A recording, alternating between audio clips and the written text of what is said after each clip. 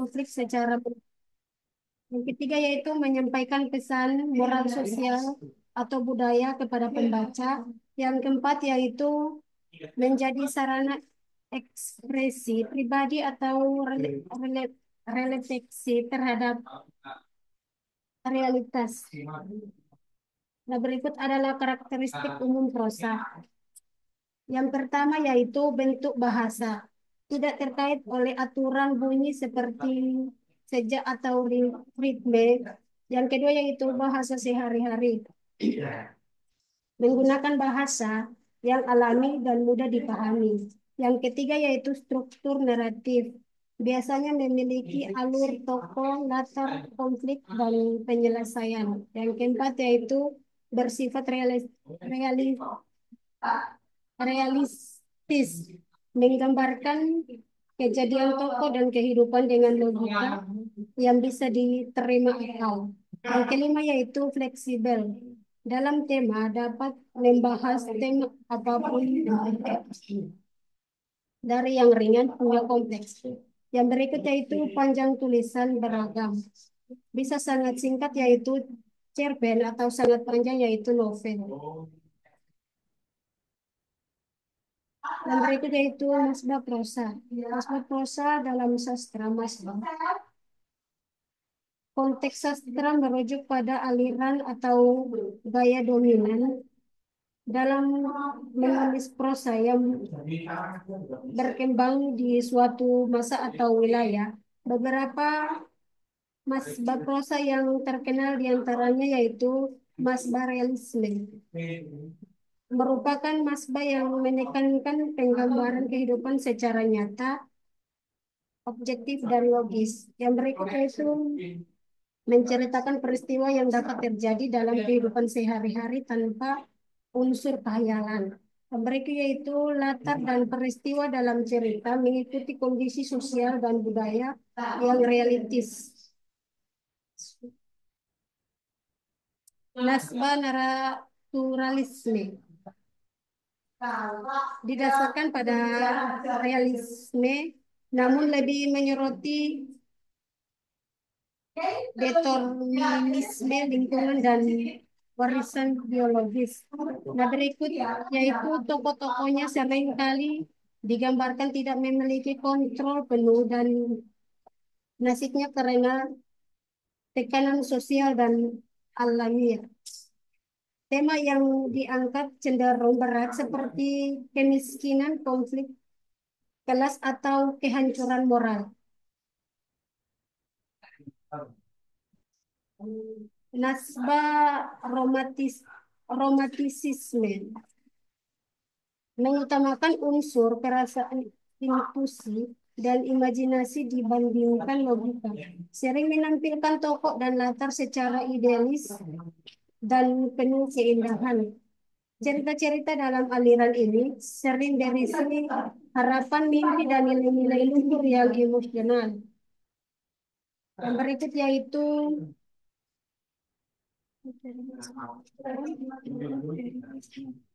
modernisme. Muncul sebagai respon terhadap perubahan dunia modern dan krisis identitas manusia. Gaya hidup penulisannya eksperimental, sering menggunakan teknik monolog, batin, simbolisme, atau struktur non-linear. Tema-tema yang diangkat mencerminkan keresahan, keterasingan, dan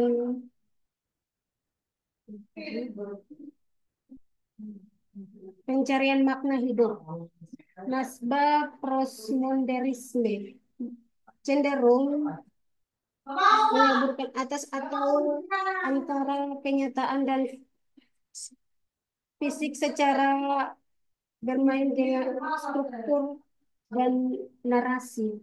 Banyak membuat unsur intelektualitas, ironi, permainan bahasa, campuran budaya tinggi dan populer.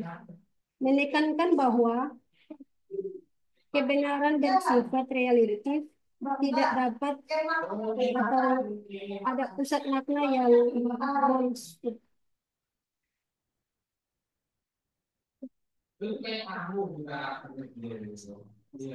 Sekian dari presentasi saya. Apabila ada yang ingin ditanyakan, saya persilakan.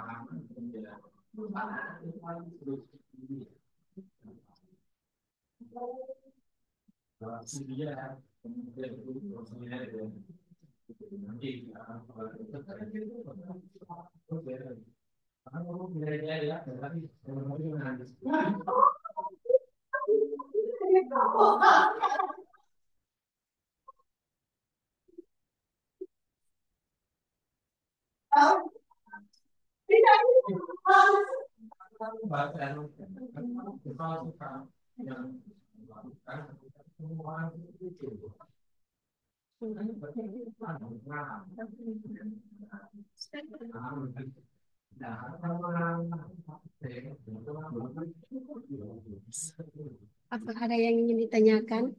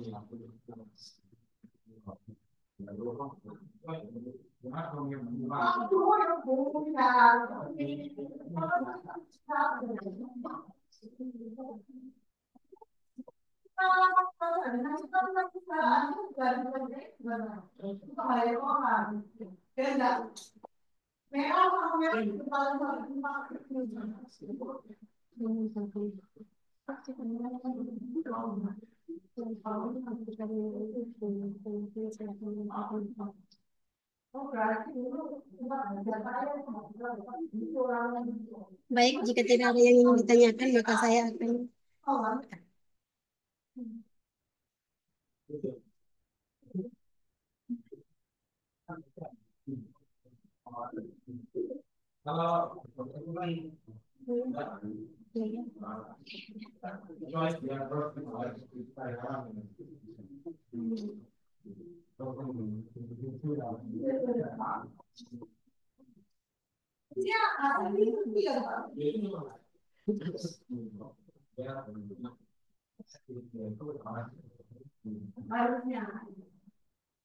silakan Mbak Ayu. Apakah perkembangan sektor utara dan media sosial yang semakin berkembang mempengaruhi penerimaan proses di kalangan generasi muda pada saat ini? Kalau orang mereka ada yang berkata orang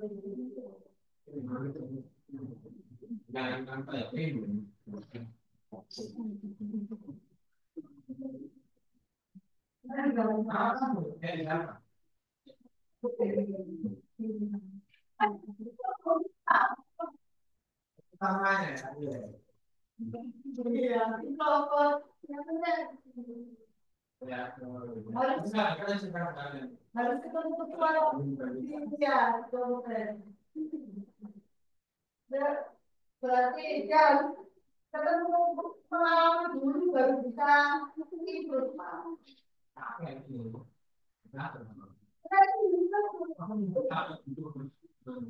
Iya, capek baru berubah. Udah enggak, apa namanya? Dia baru enggak ngambek-ngambekan lagi.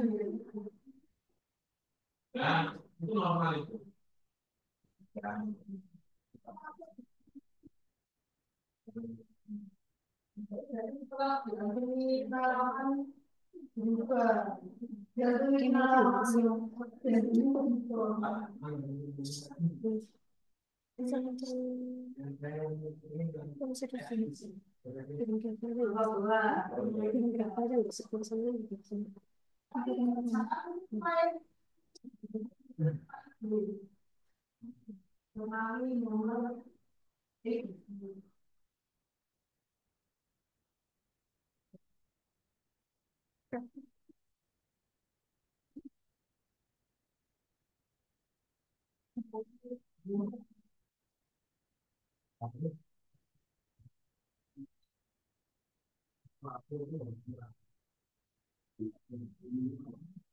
Baik, di sini saya akan menjawab pertanyaan dari Mbak Ayu.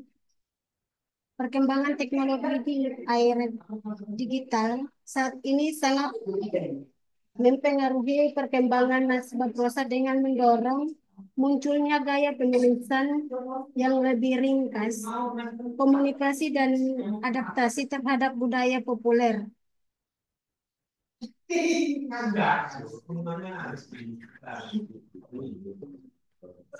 Platform digital seperti blog, WhatsApp, dan media sosial memungkinkan penulisan mempublikasikan karyanya secara instan dan menjangkau pembaca lebih luas tanpa batas geografis. Akibatnya, banyak karya prosa masa kini yang mengangkat tema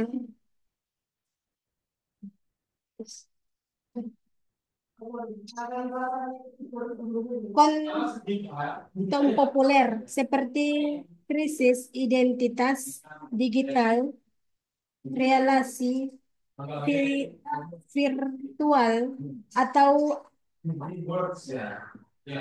ali- alienasi di era teknologi yang menunjukkan pergeseran dari zaman klasik menuju bentuk prosa yang lebih efisien dan interaktif.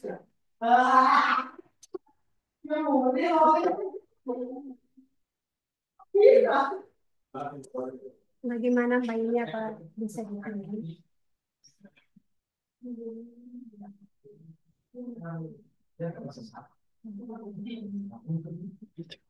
Iya,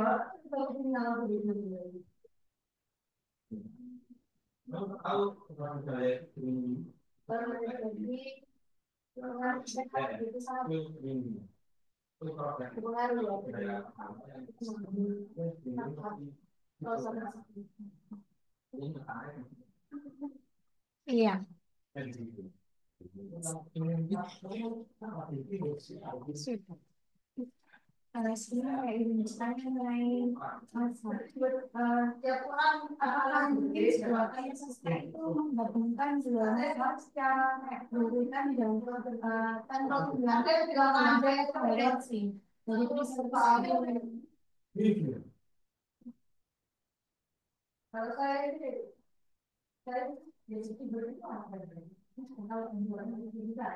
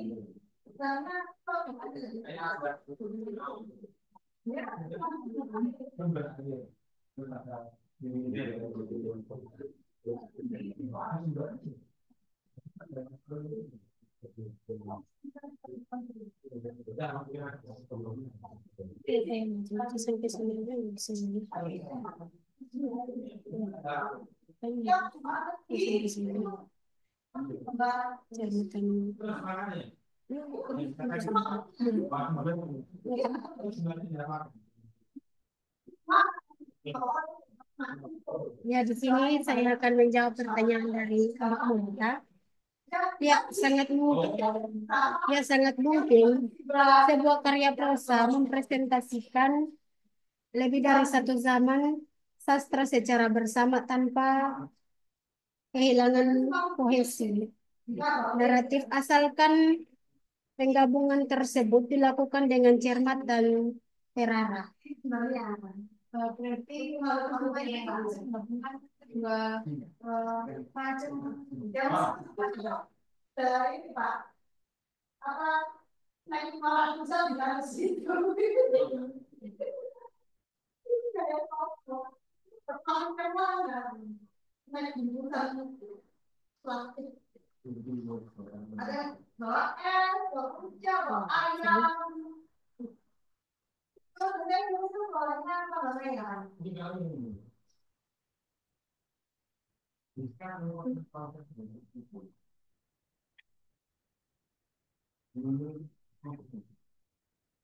ya, sebuah karya prosa bisa menggabungkan lebih dari satu zaman sastra tanpa kehilangan kohesi naratif, asalkan penggabungannya dilakukan secara konsisten dan terarah agar elemen-elemen dari berbagai zaman tetap mendukung kesatuan cerita secara keseluruhan.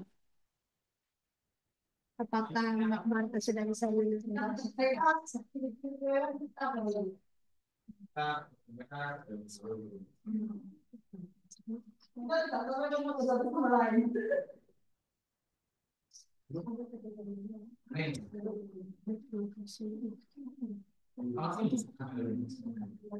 Baik, di sini saya akan menyimpulkan tentang materi saya di hari ini.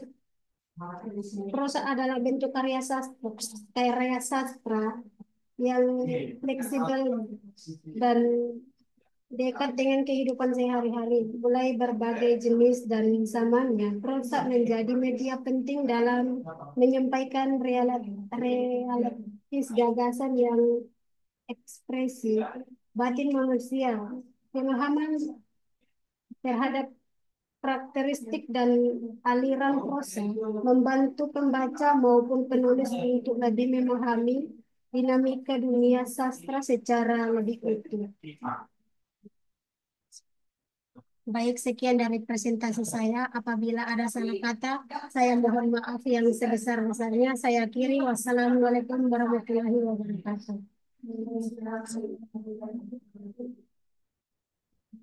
Oke,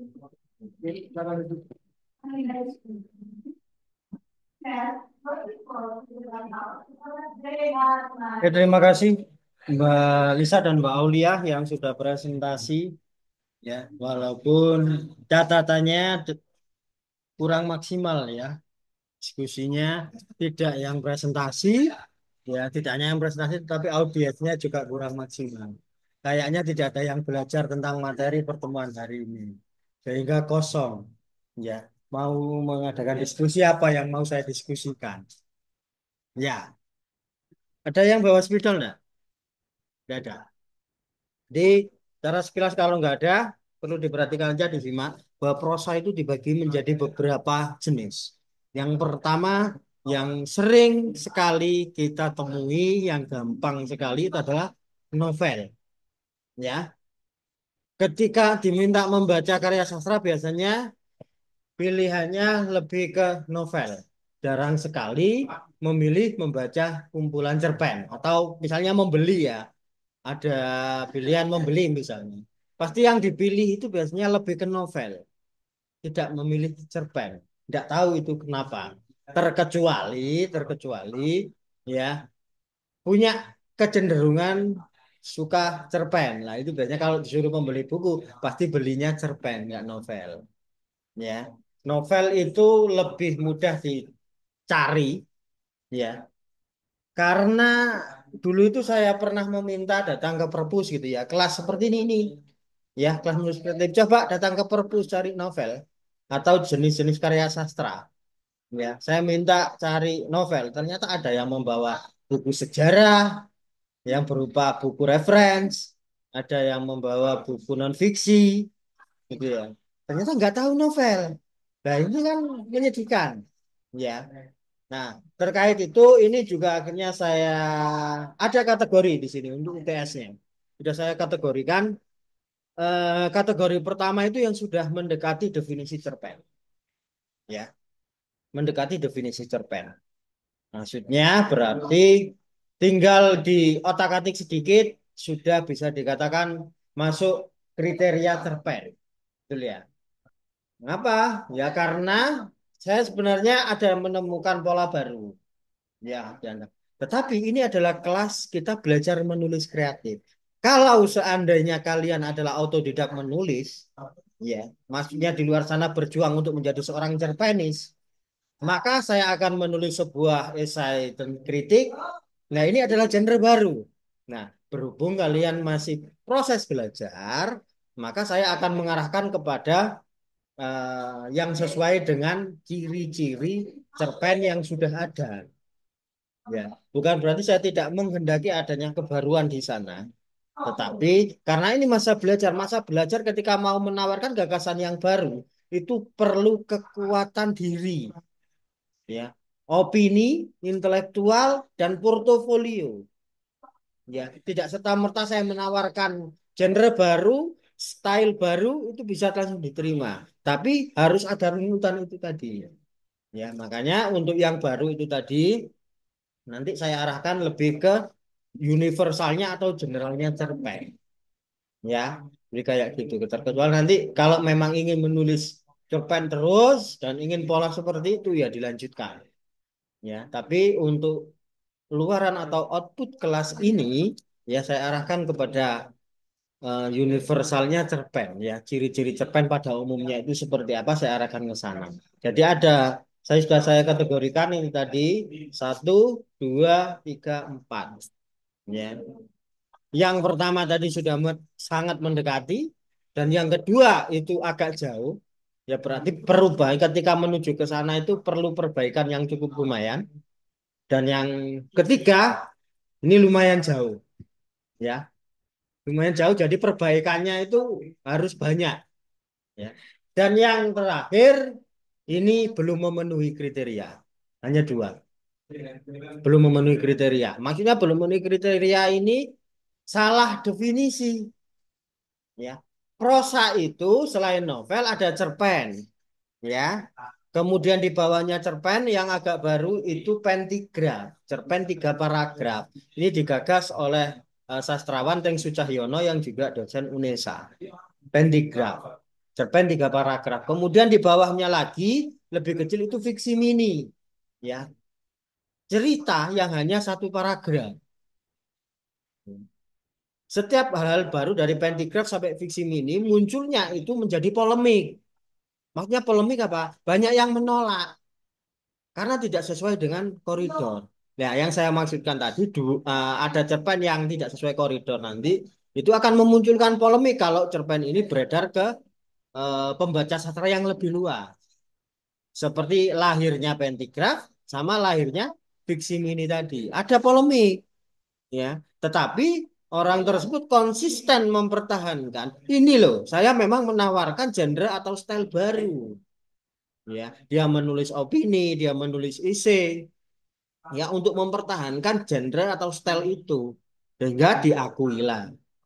Ya, Pentigraph ini digagas oleh Tengsi Cahyono, fiksi mini oleh Hasan Aspahani. Ya, Hasan Aspahani ini backgroundnya selain penulis dia seorang wartawan. Kalau Tengsi Cahyono selain penulis dia backgroundnya dosen. Nah, seperti itu ada background-backgroundnya yang lain selain menulis. Tapi ada sastrawan yang memang full menulis. Jadi dia menyatakan bahwa menulis ini adalah hobi saya dan pekerjaan saya. Jadi menyatakan full time menulis. Jadi hidupnya, pendapatannya, rezekinya dia mengandalkan dari menulis dan aktivitas di sekitar menulis. Misalnya jadi pembicara, menjadi pemateri, ya, untuk workshop, menjadi juri dan lain sebagainya seputaran itu. Dia nggak bekerja.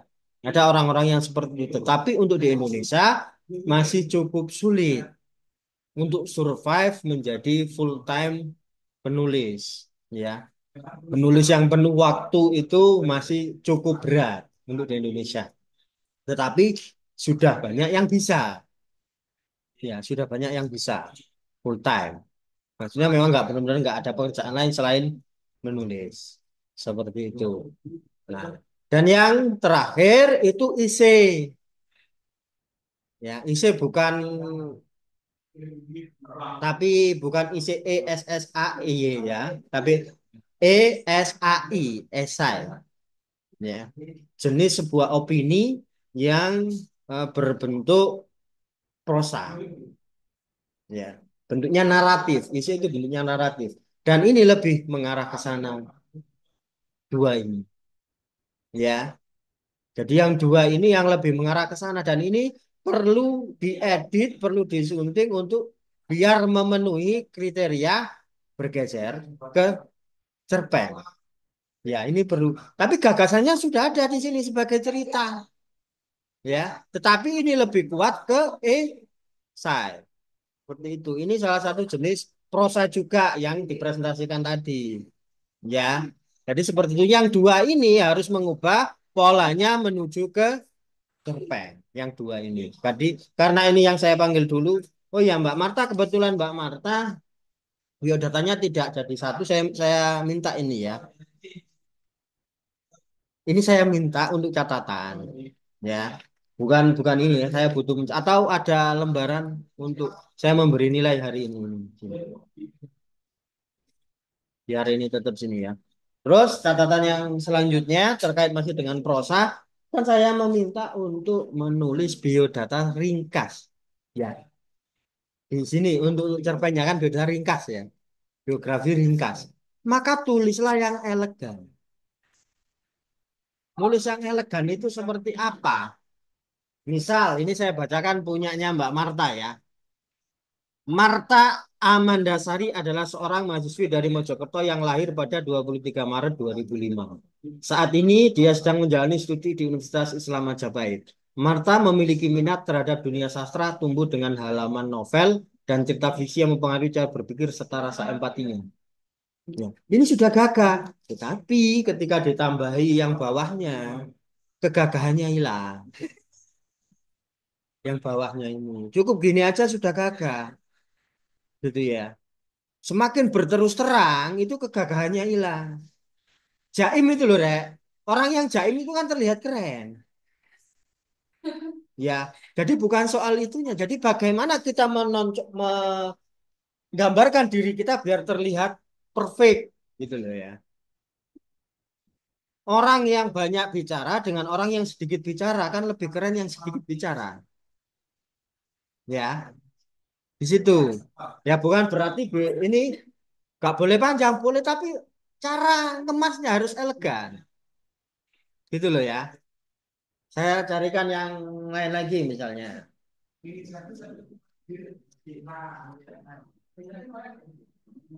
Ini nggak ada biodatanya.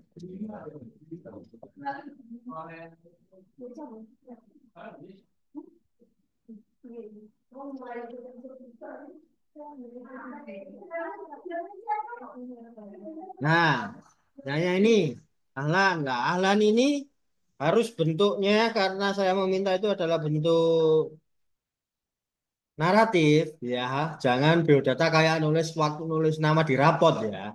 Nama titik dua ini dalam bentuk seperti tadi, seperti Marta polanya ya. Jadi di itu ada yang masih begini. Jadi harus polanya harus seperti itu ya. Ini Nita. Nah ini. Jadi Mita Marisa lahir di Mojokerto 25 Mei 2002, seseorang yang sangat ceria. Nah, selanjutnya ini seseorang yang sangat ceria ini gak gagah deskripsi seperti ini. Buatlah biografi yang menguatkan bahwa kamu itu nanti menjadi seorang penulis gitu loh. Ya. Suka membaca novel atau apa, hal-hal yang ke arah ke sana atau hal yang lain tetapi kemasannya itu harus elegan gitu loh ya. Misalnya tergabung dengan kelompok suka mengaji atau tergabung dengan apa lah pengemasannya itu harus gagah kayak gitu loh, tergabung dengan kelompok suka jalan lah pengemasannya kan lebih gagah, seseorang yang sangat ceria jangan menggunakan pola sudut pandang pertama untuk paragraf mendeskripsikan dirinya karena nanti kesannya narsis. Tapi seolah-olah biodata ini yang nulis orang lain gitu loh, Ren. Cara yang gagah itu, ini tentang dirimu, tapi nulisnya ini seolah-olah yang nulis temenmu. Ya, sehingga tidak seperti ini, seseorang yang sangat ceria, nggak gitu ya polanya. Oke, itu tadi tak tata sebelum agak berantakan ya. Sekarang saya panggil satu atau dua-dua, nanti maju, terus dibaca sekilas apa yang ingin ditanyakan dari catatan ini, silakan ditanyakan. Ya, dimulai. Ini Kartika ada nggak? Silakan maju. Kemudian bisa. Ya, dua orang. Ayo. Bisa sama Kartika. Ayo. Nih.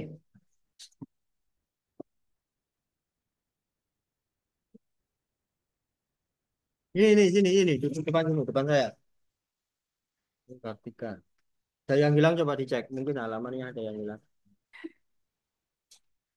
Duduk, duduk dulu, duduk dulu, duduk dulu. Saya mau menyampaikan sesuatu. Jadi seperti yang saya sampaikan tadi bahwa dua ini masih jauh dari definisi cerpen, ya. Jadi ini harus diperbaiki agar mendekati atau nanti sah menjadi cerpen. Ya harus ada perbaikan di sini, ya. Bisa itu juga polanya itu lebih kuat ke isi, ya, opini. Jadi kamu harus mengubah itu sehingga bisa menjadi cerpen. Bahannya sudah bagus, ya. Sabar ya. Ini materinya sudah bagus. Nah, itu yang saya lingkari apa coba lihat.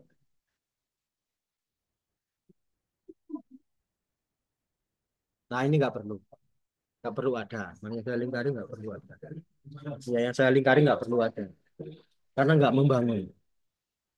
Ya, biografimu yang atas saja sedikit itu sudah bagus. Ya, ya, yang lain-lain nanti kamu harus menyesuaikan menjadi cerpen. Lihat tulisannya temennya kayak gimana, yang bisa menyesuaikan cerpen sudah kayak cerpen itu kayak gimana. Materinya sudah bagus karena saya suka kamu mengangkat daerahmu. Ini keren. Tapi harus dikemas menjadi cerita. Oke?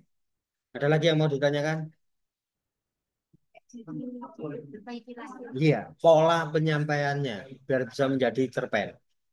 Ya, ya, ketiga. Minimal 4 halaman. Ini kalau anak SD nulis kayak gitu boleh. Kamu sudah kuliah, sudah mahasiswa. Masa nulis catatan liburan kayak anak SD tugas nulis cerita? Ya. Hmm? Nah, kamu sudah pernah membaca cerpen? Kalau belum harus baca cerpen dulu biar tahu. Ya. Berarti nggak boleh libur. Hah? Nggak boleh libur. Gak boleh libur? Ya boleh. Nggak boleh cerita liburan. Boleh. Tapi harus memenuhi kriteria cerpen. Pak, cerpen itu seperti apa? Kamu harus baca cerpen biar tahu. Ya. Kalau ciri-cirinya cerpen itu satu konflik. Ada tokoh, ada deskripsi, ada dialog. Ya, dan judul. Itu. Terus biar kamu paham ini, elemen ini, kamu harus membaca cerpen. Ya, wajib harus baca. Ya, karena kebetulan kamu Muslim Islam, ya, membaca itu wajib. Ikro, ikro, ikro, ikro, baca, baca, baca, baca, wajib. Ya, maka bagaimana cara nulis cerpen yang bagus? Kamu harus membaca cerpen dulu. Ya, nggak perlu beli. Kamu searching cerpen minggu, sastra minggu, di HP muncul semua. Punya HP dong? Punya, oh nelpon saya bisa kok. Ya, berarti harus itu. Saya tekankan kembali, ketika selesai kuliah dalam mata kuliah apapun, itu masuk ke e-learning. Ya, itu kewajiban. Ya, absennya mahasiswa di situ. Saya ngabsen ada juga di e-learning, di SIMA. Perangkatnya khusus dosen, yang absen dosen. Jadi ada dua absen. Yang absen dosen sendiri, dan yang absen mahasiswa. Nah, kejujuran itu nanti akan ketemu. Dosen ini ngabsen nggak masuk, mahasiswa yang absen masuk. Padahal dia nggak masuk. Nah, di sini nanti akan ketemu. Sehingga ketika kamu menjelaskan konsep, nggak butuh penjelasan karena saya punya data. Ya, oke. Silakan duduk. Ada yang ditanyakan lagi tentang itu? Enggak. Oke, silakan duduk. Ini kalau bingung, silakan WA. Oke. Selanjutnya, yang polanya jauh. Ya, yang jaraknya masih jauh dengan cerpen ini. Lumayan banyak ini. Saya panggil dua-dua ya.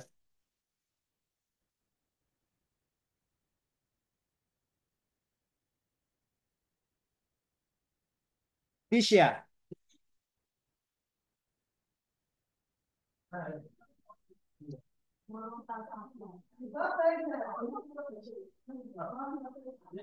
Ahlan.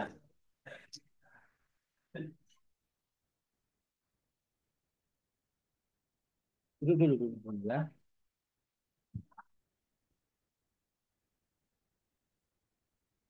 Nah, ini nanti akan saya tanya lagi. Ya. Ini tadi soal eh, artistiknya, soal keindahannya. Ya. Baru setelah ini saya tanya soal prosesnya. Seperti itu. Ada yang sudah bagus, tapi saya harus tahu prosesnya itu gimana. GPT kah? Copy paste kah? Lah kan gitu. Karena saya belum mengecek pakai aplikasi yang ada kesamaan di internet. Perlu saya misalnya di sini pakai apa namanya? Turnitin untuk ngecek. Nah, nggak perlu saya cek, nanti saya tanya dulu. Setelah tanya, apakah jawabannya jujur apa enggak, baru nanti saya turnitin. Kan gampang sekarang. Zaman sekarang itu gampang. Nah, saya nggak ada masalah kalian pakai GPT, tapi yang bermasalah kalau copy paste. Kalau GPT itu kan dia yang memasukkan yang bertanya ke GPT dia harus cerdas. Ya. Kalau nggak cerdas hasilnya kaku. Kan gitu. Nanti kita bahas setelah ini. Ini ahlan. Coba dijawab barangkali ada yang hilang.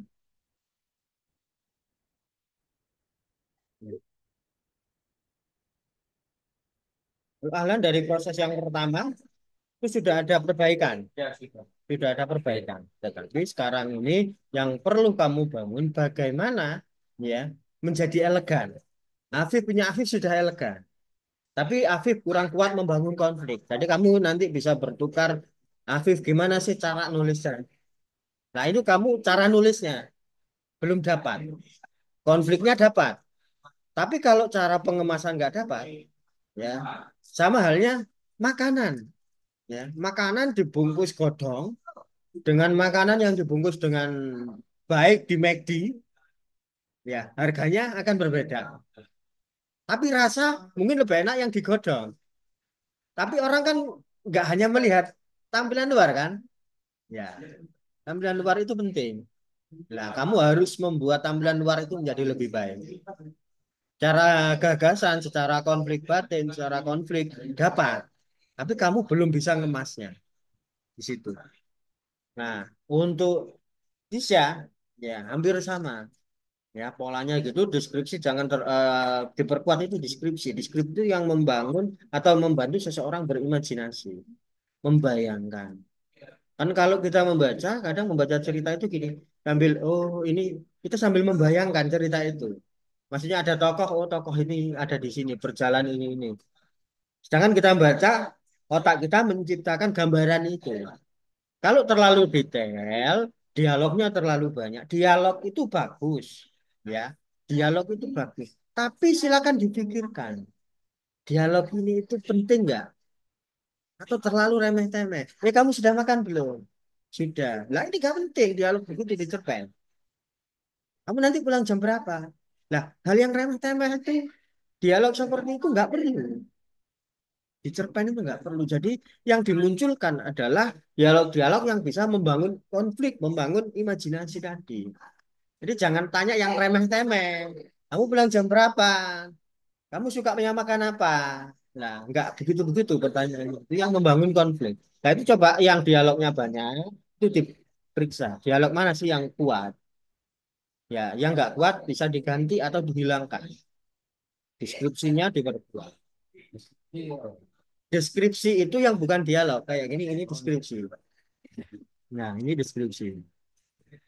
Jadi untuk membangun alur, itu kan deskripsi. Yang menjalankan alur tokoh. Sehingga setelah deskripsi, kok tiba-tiba ada tokoh, kemudian dialog. Nah, tiba-tiba misalnya gini, lebih baik aku mati daripada berpisah denganmu. Nah, ini nggak remeh-temeh gitu loh misalnya. Nggak harus dialog percintaan juga, ada dialog yang lain. Ibu, aku akan bekerja demi untuk keluarga kita ke depan lebih baik. Nah, ini ada permasalahan yang ditawarkan. Misalnya yang ngomong begitu adalah anak usia 12 tahun yang seharusnya dia belajar. Nah, tapi bagaimana pembaca itu tahu dia umur 12 tahun di deskripsi di awal sebelum dia dialog, ya kan? Kemudian yang menjalankan konflik dijalankan melalui tokoh. Nah, melalui tokoh itu ngomong itu dia anak usia 12 tahun. Harus kerja banting tulang demi keluarga lah. Ini menciptakan konflik. Jadi kita membayangkan ya Allah anak ini masih kecil harusnya nggak bekerja. Misalnya itu permisalan saja. Lah tokoh itu untuk membawa alur, menciptakan alurnya di deskripsi ini. Kalian menciptakan deskripsi. Ya, ada yang ditanyakan lagi silakan.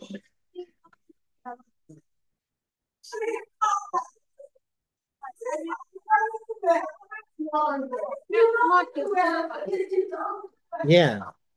Ya, jadi seperti tapi juga nggak harus begini. Yang penting dialog itu bisa memancing konflik. Jadi bukan memancing konflik antar tokoh ya, tapi memancing konflik misalnya pembaca membayang oh ini, oh kasihan ya, kayak misalnya itu tadi. Dan memancing itu, memancing imajinasi pembaca. Jadi kita bisa membayangkan, oh ceritanya ini begini. Dan dia misalnya bercerita dengan temannya, dia tiba-tiba menangis. Ya deskripsinya begitu. Dan temannya datang. Saya melihatmu seharian menangis. Kenapa? Dialognya kan biasa, tetapi dialog itu menawarkan sesuatu. Aku pagi setelah sholat subuh sudah membaca Al-Quran sampai jam 9. Kemudian saya harus mengerjakan tugas sebelum pergi sekolah sampai duhur. Duhur setelah itu sebelum berangkat sekolah saya membaca lagi 1 jam membaca Al-Quran. Dan malam Saya hampir tidur jam 1 pagi. Tapi kenapa saya nggak hafal-hafal Quran ini? Apakah saya terlalu banyak dosa? Nah, ini dialog yang ditawarkan adalah konflik. Ya, nggak harus dialog itu terlalu kaku apa enggak. Ini kan dialog biasa. Tetapi dia bercerita pada temennya yang tanya, kenapa kamu menangis? Ya, ternyata dia sudah berusaha keras menghafalkan Al-Quran. Waktu pagi, siang, malam, bahkan waktu tidur dan bermainnya dia hilang. Nah, ini ada gagasan konflik di sana yang ditawarkan. Bukan konflik yang kepada temannya ya, tetapi pembaca itu akan mengetahui, oh, kita dipancing ke arah sini. Itu loh, maksudnya dialog itu pilih yang begitu. Kalau dialognya terlalu biasa, kamu sudah makan. Sedangkan itu nggak ada potensi untuk menciptakan kita menciptakan gambaran pembaca. Nah itu, oh ini nggak penting. Saya harus menghapusnya. Oh mengganti dengan ini. Di situ. Ada lagi? Perlu? Iya. Perlu jaga jarak maksudnya begini. Kamu di situ kan masih memposisikan ini loh pengalaman saya kan. Nah, kamu masih terlalu dekat dengan realitanya. Fiksi itu harus ada jarak dengan realita. Bagaimana menjaga jaraknya? Ya berarti kamu harus menguatkan imajinasimu, ya. Kira-kira biar ini nggak terkesan kayak ceritaku atau nggak terkesan monoton. Nah ini misalnya orang baca, oh iya pengalaman misalnya anak pondok naik gunung ya kayak gini. Tapi ketika kamu bisa menjaga jarak, ya sedikit jarak saja, itu sudah akan berbeda. Nah itu coba nanti kebetulan polanya Afif itu seperti itu. Ya ada tapi ada jarak. Walaupun jaraknya agak terlalu tipis ya, bisa bisa terjungkir juga. Tapi sudah ada jarak di punyanya Afif. Jadi kayak gitu. Kamu bayangkan, walaupun kamu menceritakan itu adalah pengalaman kamu dengan teman-temanmu, ya. Di situ bagaimana caranya ada perspektif, oh ini bukan ceritanya Ahlan. Ini jadi ini ceritanya Ahlan bukan ya. Jadi orang mulai ragu. Nah itu berarti kekuatan jaraknya sudah dapat. Ya. Tapi kalau saya membaca gini, oh ini pengalamannya Ahlan ini. Beberapa waktu saat liburan. Tapi kalau kamu sudah ada jarak di situ, saya tidak bisa menduga ini ceritanya Ahlan bukan ya. Nah itu ada pertanyaan gitu. Nah itu berarti jarak sudah tercipta. Jadi kamu harus menciptakan jarak dengan realitanya. Bisa kamu memaparkan hal-hal yang tidak terkait dengan itu. Ya, ini pondasi sudah jadi, sudah ada gitu kan. Karena sudah masuk kriteria cerpen. Nah, tapi kamu perlu menjaga jarak itu. Perlu sedikit menciptakan deskripsi yang dramatis. Ya. Nah, itu ada di polanya aku sudah ada. Coba nanti kamu cermati. Oh, saya perlu begini. Oh, saya perlu begini. Ada lagi? Pak, kalau Hmm? dalam cerpen itu dialog itu nggak harus kayak full dialog gitu. Apa dialog itu cuman dua, cuman kayak tidak menye-menye gitu, Pak. Loh, kalau bisa nggak mainin-mainin. Nggak nanti kuat. Tapi kalau dialog dua itu sudah kan Maksudnya dalam satu cerpen dua. kalau ini Satu fragmen. Nah, ya dua nggak masalah. Ya, banyak pun itu tidak menjadi masalah. Bukan berarti misalnya saya menyarankan terlalu banyak dialog. Bukan berarti cerpen yang banyak dialog itu jelek. Tapi kalau dialognya itu benar-benar membawa potensi konflik banyak, ya bagus. Tapi kalau pertanyaan dialognya itu terlalu biasa, kayak ngobrolan sehari-hari itu apa bedanya cerpen dengan realita? Apa bedanya cerpen dengan kamu ngobrol sama temanmu di realita? Nah, itu harus ada beda. Itu yang dinamakan jarak dengan realita. Misalnya Ahlan ngobrol berdua begini, kemudian pulang bisa menjadi cerpen. Nah, itu ada jarak, harus ada jarak. Sehingga orang nggak menyangka misalnya realitanya, oh ternyata ini hanya ngobrol berdua, pulang jadi cerpen. Orang nggak menyangka itu, gitu loh. Nah, itu loh yang dimaksudkan jarak dengan realita. Ya, jadi kamu harus bisa menakar dialog saya ini penting nggak untuk bangun konflik. Kalau nggak, oh ini coret. Oh ini harusnya saya ganti ini. Nah, gitu. Jadi sambil dirasakan. Karena seni menulis itu juga harus melibatkan rasa.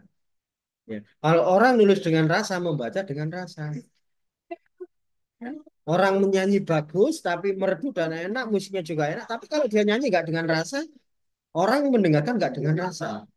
Orang tilawah, ya, bagus, merdu, enak, ya. Tapi kalau dia nggak menggunakan rasa, ya kita hanya terdengar di telinga. Tapi kalau orang tersebut itu menggunakan benar-benar ya Allah ternyata begini makna surat dalam Al-Quran. Dia bahkan sampai menangis. Nah orang melihat juga akan terpancing menangis. Karena hati dengan hati. Transfernya hati dengan hati. Sama logikanya begitu. Ya jadi kamu sambil merasakan. Sudah enak nggak ya deskripsi saya? Sudah enak nggak ya dialog saya? Oh ini saya ganti lagi. Nah, ini memang ini perlunya adanya mengedit tulisan itu di sini posisinya. Ada lagi? Sudah, silakan. Tuh. Iya.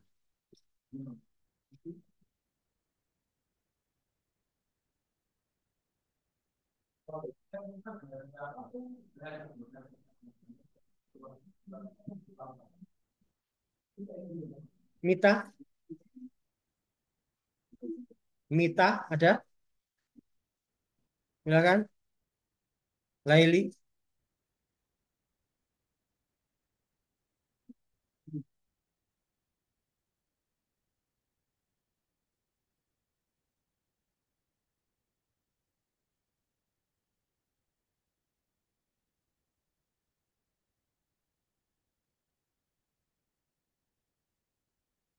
Iya, silakan. Karena ini polanya sama, biar saya menjelaskannya juga sama. Ya nggak ada namanya keikhlasan hati punya siapa? Keikhlasan hati yang beralasan bahagia. Punya siapa nggak ada namanya? Atau yang izin nggak masuk? Bisa jadi ya. Nanti diperiksakan ya. Keikhlasan hati atau Marta. Kayaknya Marta ya. Soalnya tadi ini ada biodata terlepas, nggak tahu cerpennya Marta yang mana. Niksi. Karena ini sama biar saya menjelaskannya biar itu ya. Berarti ini mungkin punya Marta, mungkin. Ya, bisa duduk di situ. Ya, ini mungkin Marta ya. Oke, keempatnya ini nanti sambil dicerita kalau ini memang punyanya Marta, nanti diceritakan tugas merevisinya bagaimana. Sama intinya itu kesalahannya sama, bukan kesalahan ya, tapi kekurangan untuk tulisannya, ya. Masih terkesan keseharian. Ya ada dialog-dialog yang biasa-biasa saja. Dialog itu yang biasa itu dikurangi. Ya dialog yang biasa itu seperti apa? Aku sudah makan, misalnya. Itu nggak membangun potensi konflik. Ya, dialog itu menggambarkan tokoh. Tokoh itu yang menjalankan alur. Alur dibangun melalui deskripsi. Deskripsi itu yang mana sih Pak? Ini loh deskripsi. Ya. Kemudian ini dialog. Nah, ada tanda petik dialog. Nah, dialog ini berarti tokoh. Tokoh yang menjalankan ini. Ya, ini sudah digambarkan ya alur di sini di deskripsi. Kemudian tokoh munculkan dialog. Nah, ini nggak boleh ya. Biasa-biasa saja dialognya. Nah, kalau misalnya kayak gini, sudah ngerjakan PR belum? Sudah dong, memang kamu sudah. Lah, apa bedanya dengan kamu saat menanyakan PR ke temanmu di realita? Ini harus ada beda, ya. Nggak kuat dialog seperti ini. Nggak ada potensi konflik sama sekali. Nah, ini nggak perlu, berarti harus bilangkan, coret, coret. Nah, misalnya ini, nah beda ini. Ya ampun, nilaiku kok segini ya. Ibu sama ayah pasti marah. Nah, ini sudah ada potensi konflik. Pasti marah. Pembaca akan membayangkan ketika anak ini pulang, ya orang tuanya akan marah. Potensi konflik. Sama-sama dialognya biasa kan. Nah, tetapi yang ini, ya ampun nilaiku kok segini, kok segini. Ibu sama ayah pasti marah. Ini ada potensi untuk menjalankan cerita. Jadi enggak nanti ada lanjutannya. Apakah ayahnya ketika dia pulang ayahnya benar-benar marah? Apa enggak? Tuh, ada potensi ke sana. Nah, ini kalian harus merasakan itu. Ini punyanya Marta ya, keikhlasan hati. Iya, maju duduk sini.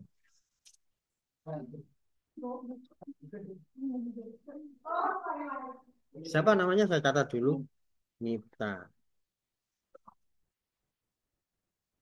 Lain. Diksi ya.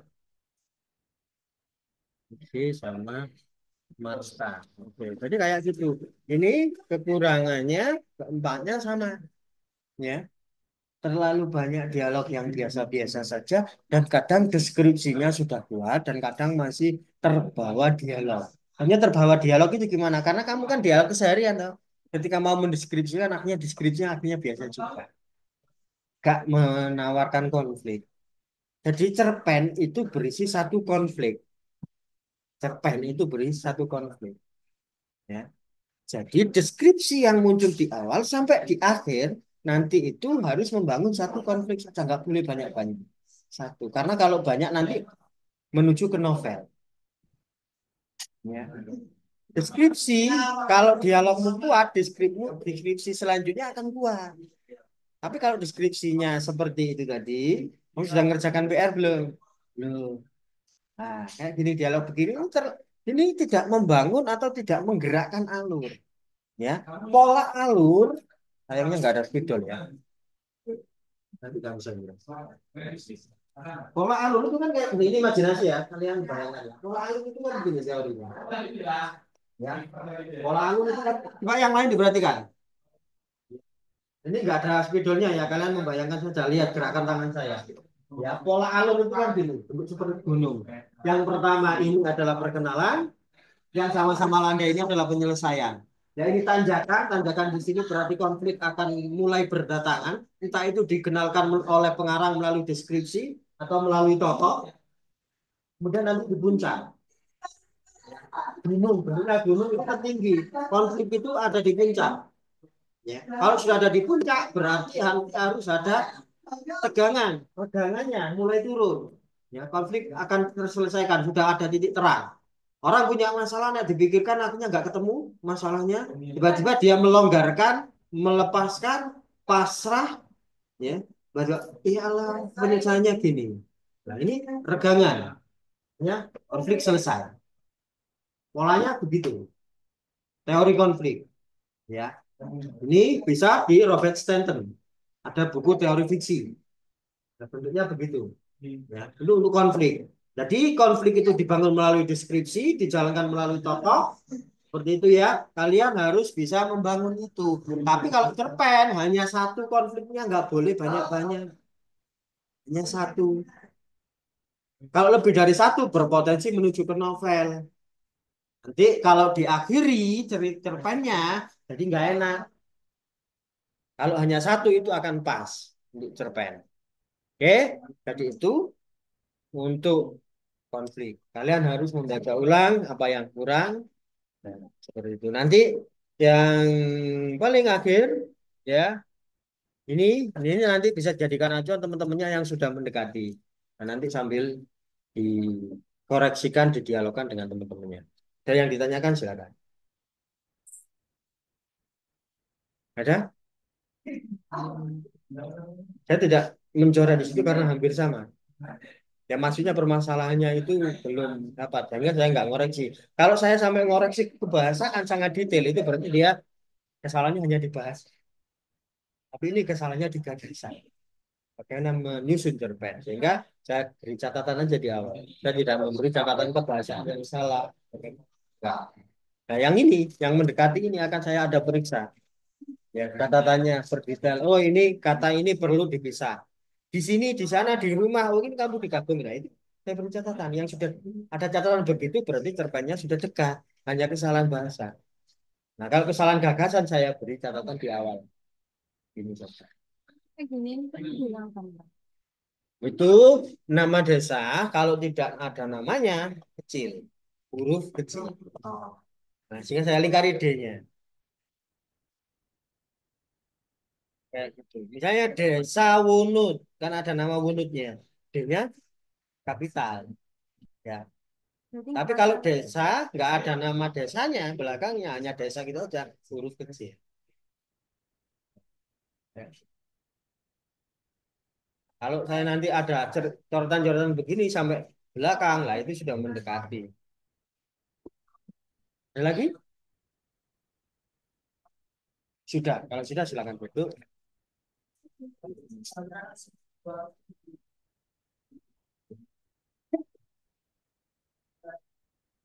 Nah ini tiga permasalahannya hampir sama.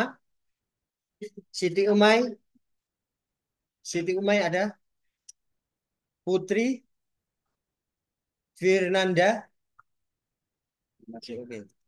Ini permasalahannya hampir sama. Jadi nanti dibawakan ya Firnanda.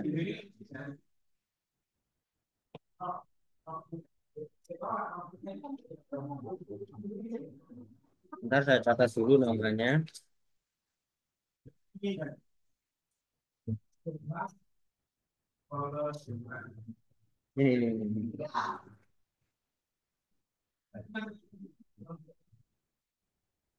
Putri, Putri.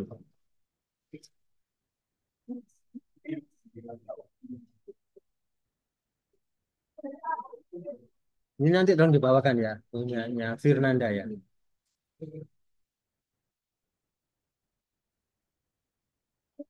Nulis sendiri atau pakai apa? Nulisnya? kita sendiri tapi menggunakan tugas. CPG. Sama. Cerdas sendiri tapi menggunakan CPG. Enggak polanya makanya sama. Ngerjakannya bareng. Itu nggak perlu itu ya, nggak perlu sub itu yang tebal-tebal itu loh. Nah, itu nggak perlu. Ya, sama kan kebetulan sama kan. Tapi saya lihat isinya hampir sama. Ya, isinya hampir sama. Suka nulis juga. Suka nulis tak? Sesuai dengan isinya tak? Atau enggak? Hah? Enggak. Siapa yang suka nulis? Kamu? Enggak juga. Berarti hanya itu untuk nulis ini aja. Oke. Enggak ada masalah. Tapi ini otentik ya. Ini otentik. Hampir sama ceritanya. Gagasan yang ditawarkan itu loh. Gagasan yang ditawarkan. Iya. Sama-sama soal menulis, sama-sama kegiatan kampus dan sebagainya. Kamu harus bisa membedakan keduanya ini. Ini tugas manusianya. Hanya tugas manusia berarti tugas kamu. Draft sudah jadi. Ya, draft sudah jadi. Berarti kamu ngeditnya setelah ini biar itu menjadi depan yang berbeda. Tak menjadi ini kayak saudara kembar, tapi nggak sama gitu loh. Paham nggak? Ya, misalnya Ani dan Ina. Ya, ini kembar, tapi kan ini nggak sama. Nah, cerpen itu begitu. Cerpen kalian yang kalian sodorkan begitu. Ya, kalian tugasnya sekarang setelah ini membuat cerpen itu benar-benar menjadi sesuatu yang berbeda satu sama lain. Ya, itu. Cara bahasa karena menggunakan GPT bagus sudah. Tapi ini tinggal memasukkan yang city itu yang mana. Kalau kamu memasukkan mulai menyunting pelan-pelan, nah dirimu akan masuk ke situ. Ya, karena saya yang penulis yang suka membaca saja bisa merasakan. Itu loh ono arek-arek kak, lihat tulisannya gitu kan. Yang saya baca ini ada dua hal yang sama diproduksi secara bersama. Betul. Ya saya belum pakai Turnitin ya, ada pakai membacanya polanya kita juga terasa. Jadi kayak gitu. Tugas kalian sekarang, kalian memasukkan perasaan kalian ke situ. Apa yang perlu dibantu, apa yang perlu diedit. Ya. Karena saya sudah menyatakan bahwa di awal pakai GPT nggak ada masalah, saya tidak melarang. Tapi bagaimana setelah itu, ya unsur manusianya masuk di dalam penyuntingan setelah ini. Dan nanti saya harap sebelum puas, ini sudah berubah menjadi kalian. Dan tidak mengharap ini berubah. Ini bagus sudah, ya. Tapi ini masih kayak robot, ya. Unsur kalian manusianya harus dimasukkan, ya. Maka kamu edit ini. Oke, ada yang ditanyakan? Enggak. Itu nanti disampaikan ke temennya ya. Oke, ini yang paling jaraknya paling sudah dekat ya. Ini jaraknya sudah dekat. Aulia, Alia, oh sorry, Aulia dulu ya. Alia gak masuk. Oke. Aini masuk gak? Aini masuk. Hmm.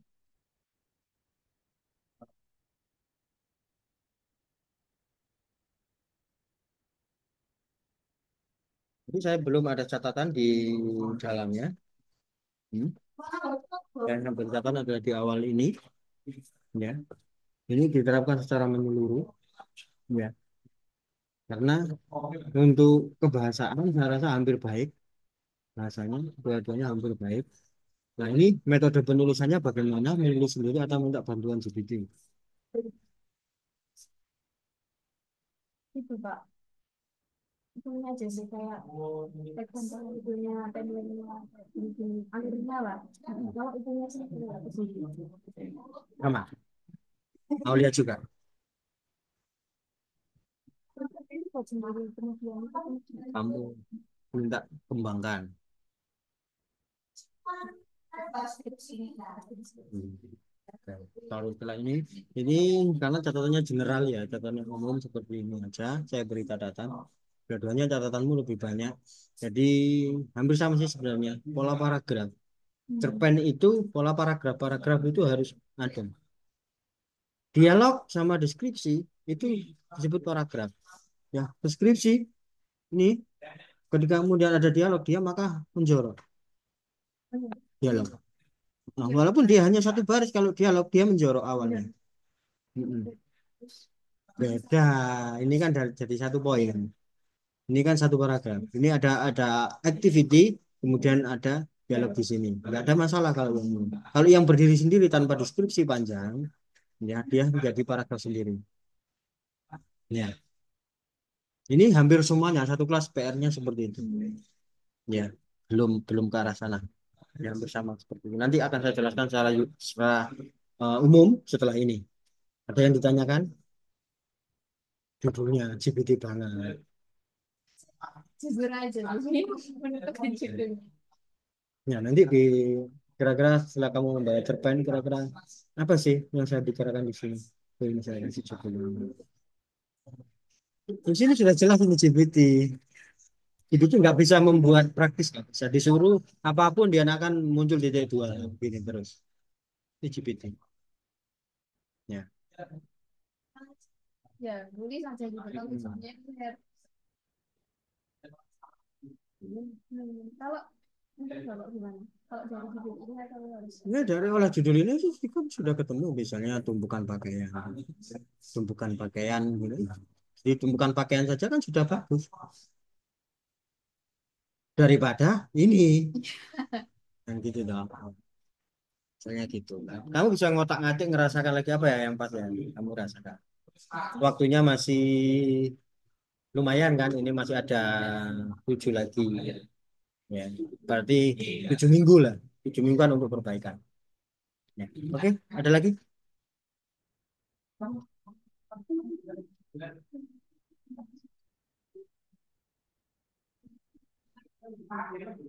Nah, yang saya beri gini itu berarti ada yang perlu, ada yang nggak perlu. Ini perlu kamu pikirkannya saya tak beri tentang berarti kalau misal sebelahnya ini.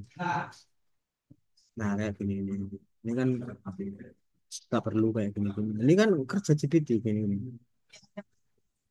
Ya kan? iya Nah, agar ini nanti nggak berkesan GPT, ya makanya itu harus dihilangkan. Nah, kan gitu kan. berarti kalau itu kan terlalu banyak. Nah, untuk dialog kan gini loh ya. Dialog itu menggerakkan alur. Ya, mana ada nggak ini yang nggak berpotensi menggerakkan alur, yang terkesan biasa-biasa saja? Coba kita lihat. Iya, kamu nanti rasakan itu.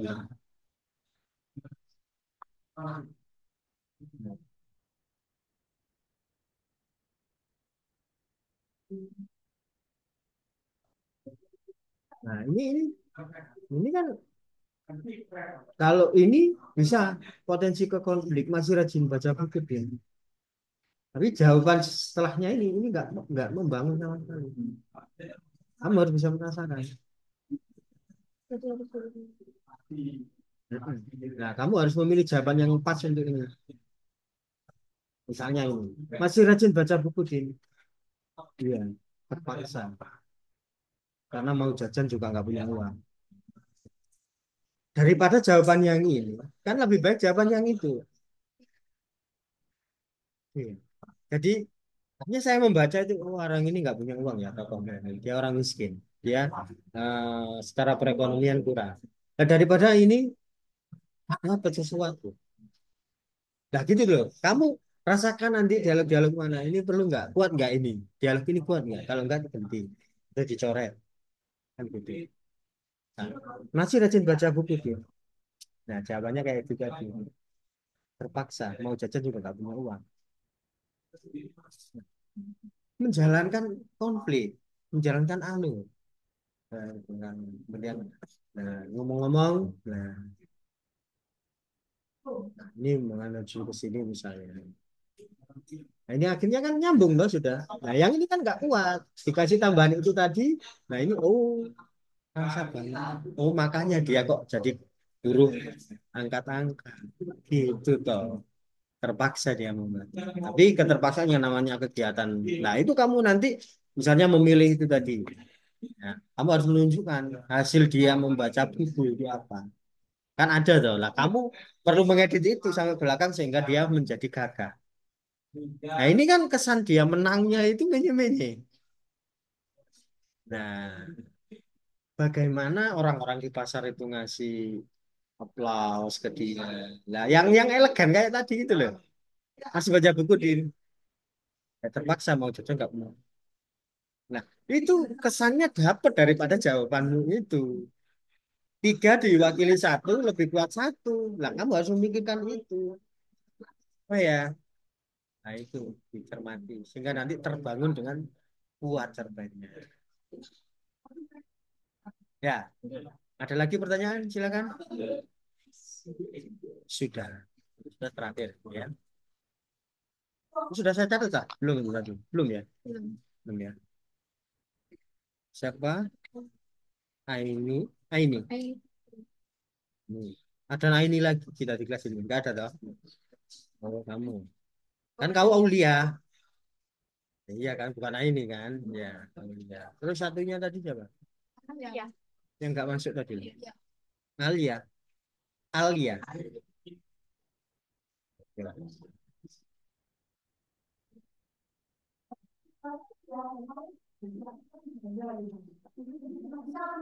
Oke. Ini ada dua cerpen terakhir. Afif sama Alia. Oh, Alia nggak masuk ya? Oke, tinggal Afif aja.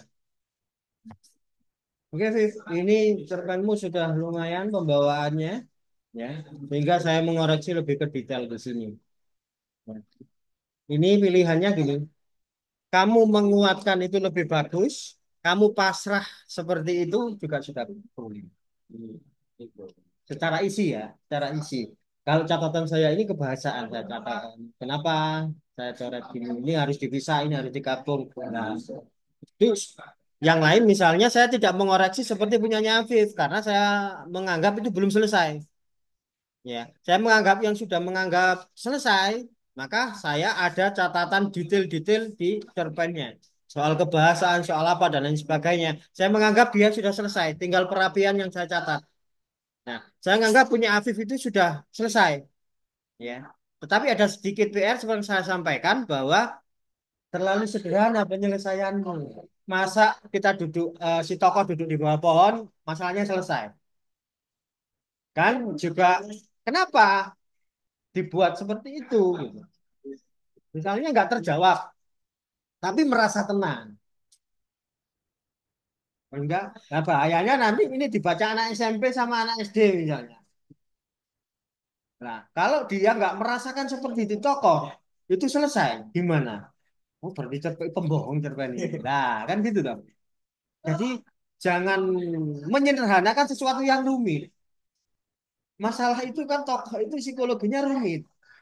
Apa sih yang hilang dari dalam? Ya, Coba, oh saya ternyata dengan kontemplasi, dengan menyendiri, dengan murah apa istilahnya?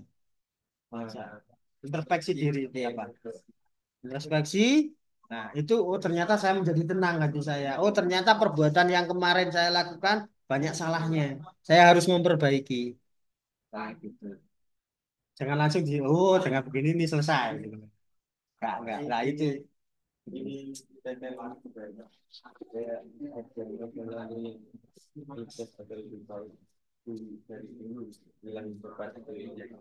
Iya, saya memahami itu. Tetapi cara penyelesaian konfliknya, hal yang rumit, kamu selesaikan dengan sederhana.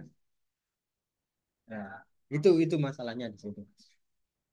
Kamu nggak mengubah konflik itu, nggak apa-apa, tetap seperti itu. Kamu mengubah konfliknya itu juga lebih baik. Tapi saya sarankan ya berubah. Jangan terlalu mudah menyelesaikan masalah konflik batin. Gitu kan. Oh, ternyata dengan ini saya menjadi lebih tenang. Kemudian ada apa upaya-upaya terus yang dia lakukan. Ketika dia begitu, iya ingat ibunya dia melakukan begini. Nah, ada upaya gitu loh. Akhirnya dia menjadi tenang. Enggak langsung, iya enggak langsung, maksudnya sekali langsung berhasil. Ya, tuh, oke. Ini saya yang dekat dengan Alia.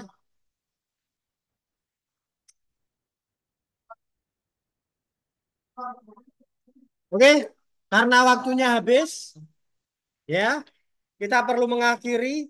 Tetapi secara universal saya perlu menyampaikan, perhatikan setelah ini sambil menyunding penulisan paragraf. Ya, cerpen itu menggunakan pola paragraf karena cerpen salah satu bentuk tulisan. Aturan penulisan paragraf menjorok ke dalam, ya, entah satu bar atau dua bar. Itu konsisten. Misalnya pakai setengah ya setengah semuanya, kalau pakai satu ya satu. Ya. Kalau rulesnya di Microsoft Word itu kan ada sih ya, setengah satu. Kalau pakai satu ya satu semua. Kalau setengah setengah semua. Awal seperti itu dialog yang terpisah tidak sama dengan deskripsi itu paragraf tersendiri. Menjorok. Ya. Paragraf itu terdiri antara 2 hingga 5 baris. Ya, 2 sampai 5 baris. Kalau paragrafnya isinya cuma satu kalimat, itu belum disebut paragraf. Walaupun 4 baris. Ya. Loh Pak, maksudnya bagaimana paragraf 4 baris tapi satu kalimat? Penunjuk kalimat itu kan tanda baca titik, tanda tanya, tanda seru. Ya. Kalau 4 baris itu dipisahkan koma di baris pertama, baris kedua koma, koma baru di baris keempat dia titik. Tapi bentuknya satu paragraf itu satu kalimat, bukan satu paragraf. Paragraf itu ada kalimat utama dan ada kalimat penjelas. Satu kalimat utama dengan beberapa kalimat penjelas atau 2 kalimat utama dengan beberapa kalimat penjelas. Induktif berarti di awal, deduktif berarti di akhir. Pola paragrafmu, gagasan utamanya di mana? Pak, ini ngomong cerpen kok jadi belajar bahasa. Cerpen itu salah satunya ngomong bahasa. Penulis yang baik itu bahasanya baik. Oke, itu sekalian sama ngedit diterapkan itu. Saya lihat perkembangannya setiap pertemuan. Ya, saya tidak menjadwalkan siapa yang boleh konsultasi, siapa yang harus konsultasi enggak. Ya, saya merasa perlu konsultasi di minggu depan. Ya, itu maka kalian menentukan sendiri. Kalau nggak ada yang konsultasi, saya anggap semuanya selesai. Oke? Wis gede toh ya. Mosok kate pipi saya dikongkon dhisik ngono kan enggak toh ya. Oke, cukup sekian. Kalau nggak ada yang ditanyakan, saya akhiri. Wassalamualaikum warahmatullahi wabarakatuh.